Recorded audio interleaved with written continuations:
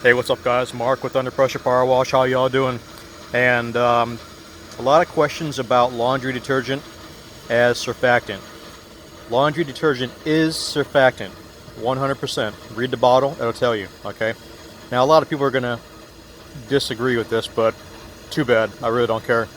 But so if I mix 100 gallons of let's say a building mix or a house roof mix, I'm going to put 4 of these in there.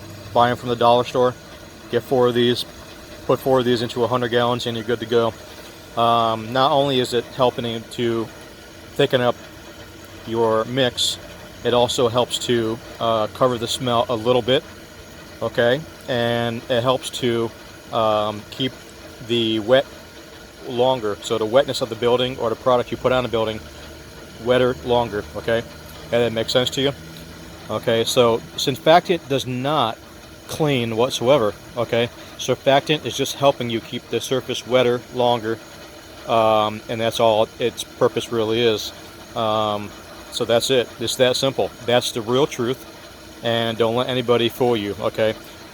All these liquid detergents are surfactant. Look on the bottle, it'll tell you surfactant, made with surfactant.